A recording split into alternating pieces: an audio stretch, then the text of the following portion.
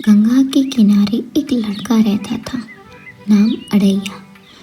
माता पिता नहीं, को काम धंधा नहीं, पर भूख भूख ऐसी कि पूरा गांव हिल जाए।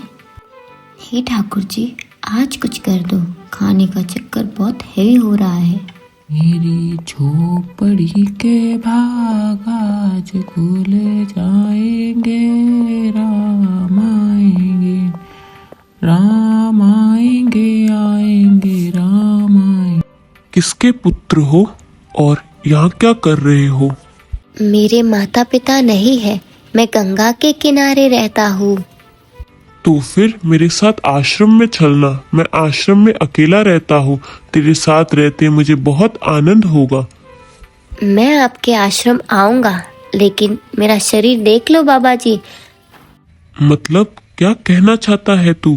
तेरा नाम क्या है? मेरा नाम अड़ैया है। अढ़ैया? ऐसा नाम तो इस प्रदेश में नहीं पाया जाता। इसमें कोई प्रदेश से मतलब नहीं है। इस उम्र में मैं 2.5 किलो की बाटी अकेला ही खा जाता हूँ, और उसके साथ शाक भाजी, दाल चावल, मिठाई, ये सब तो मैं अलग से खा जाता हूँ। इसी कारण लोग मुझे अड़ैया कहते हैं। अरे कोठार भरे हैं बच्चे, तुझे जितना खाना हो उतना खाना। और यहाँ अढ़ैया नाम भी मुझे बहुत पसंद आया। तू चल आश्रम।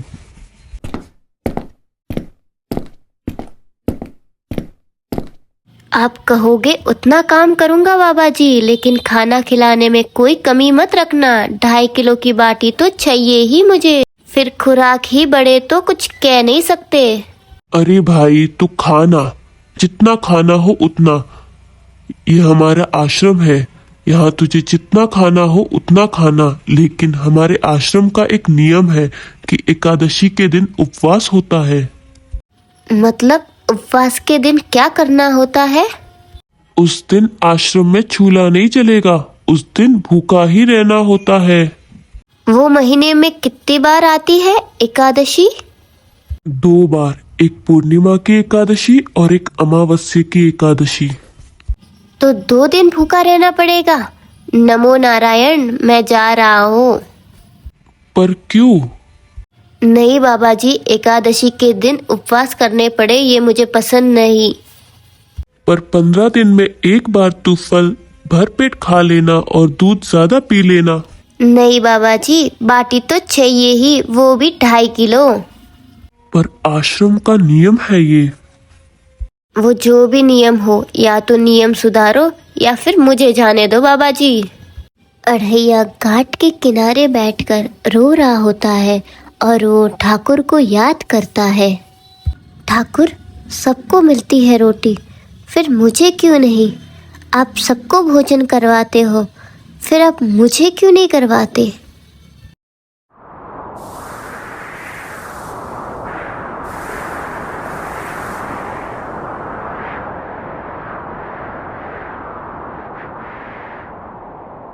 अरे अड़ैया, ये सब क्या हो रहा है? तुम कौन हो और मुझसे ऐसे क्यों बात कर रहे हो? तुम मेरा नाम कैसे जानते हो? मैं हूँ तुम्हारा ठाकुर, तुम्हारे पेट का केयरटेकर। वाह ठाकुर जी, केयरटेकर पहले भेज दो, भूख बाद में एक्सप्लेन कर लेना। अड़ैया, आज से तुम्हारा खाना मैं संभालूंगा। अड़ैया, एक काम करना, रोज गंगा से 1 लोटा पानी लेकर आना, और ठाकुर जी भूख लगी है इतना कह देना, बाकी सब मैं देख लूंगा। क्या इतना कहने से मेरी भूख मिट जाएगी क्या? अरे यार, कितने सवाल करते हो, पहले ये काम कर देना फिर देखना। फिर तो फुल एंजॉयमेंट होगी ठाकुर जी। अगले दिन अड़ैया गंगा के किनारे जाता है एक लोटा लेकर। वह लोटा लेकर गंगा में से पानी लेता है और कहता है, ठाकुर जी भूख लगी है। इतना कहते ही अड़ैया के सामने एक बहुत बड़ी खाने की थाली आ जाती है। वह आनंद से अपना खाना खाता है और ठाकुर जी को शुक्रिया अदा कहता है। अढ़ैया खुशी के मारे नाचने लगता है और जोर जोर से जय ठाकुर जी की, जय ठाकुर जी की, जय ठाकुर जी की कहने लगता है। दूसरे दिन अढ़ैया वापस से एक लोटा लेकर गंगा के किनारे जाता है, पर वह लोटा गंगा में डूब जाता है। तब अढ़ैया ठाकुर से कहता है कि अरे ठाकुर, लोटा तो गया। तब ऊपर से एक आवाज़ आती है, अरे अढ़ैया, तेरा खाना मैंने संभाल रखा है, तो चिंता मत कर। कहते ही अढ़ैया के सामने एक बहुत बड़ी थाली आ जाती है और तरह तरह के व्यंजन आ जाते हैं। फिर वो आनंद से अपना भोजन करता है। दूसरे दिन वह वापस गंगा के किनारे एक लोटा लेके जाता है और ठाकुर जी से प्रार्थना करता है और ठाकुर जी से कहता है कि आज थोड़ी एक्स्ट्रा भूख लगी है ठाकुर जी। इतना कहते ही अढ़ैया के सामने बाल्टियां भर भर के गुलाब जामुन, जलेबियाँ, तरह तरह की मिठाइयाँ और व्यंजन आ जाते हैं। ये देख अढ़ैया बहुत खुश हो जाता है और आनंद से खाना खाने लगता है।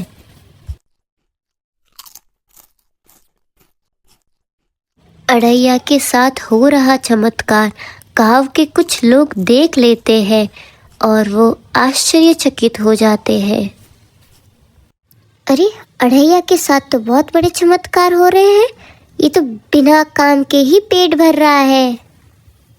चलो आज हम भी ठाकुर से प्रार्थना करके कहते हैं कि भूख लगी है, देखते हैं कि खाना आता है कि नहीं। वह तीनों हाथ जोड़कर ठाकुर जी से प्रार्थना करते हैं कि ठाकुर जी भूख लगी है, पर वहाँ कुछ नहीं आता। तभी एक ऊपर से आवाज़ आती है, तुमने कभी किसी भूखे को नहीं खिलाया और आज तुम मुझे याद कर रहे हो। तभी वहाँ अढ़ैया आता है।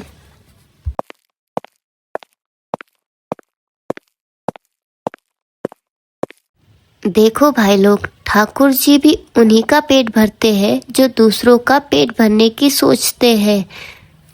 हमसे गलती हो गई अढ़ैया, आज के बाद हम हर किसी की मदद करेंगे, हर भूखे को खाना खिलाएंगे ताकि ठाकुर जी हमें भी खाना दे। अढ़ैया अपना सारा खाना गांव के लोगों में बांट देता है और जैसे ही वो खाना बांटता है, खाना और भी बढ़ता जाता है। तब अढ़ैया कहता है कि देखा भाई लोग, ठाकुर जी को भी शेयरिंग पसंद है। जितना हम शेयर करेंगे ठाकुर जी हमें उतना और ज़्यादा देते रहेंगे।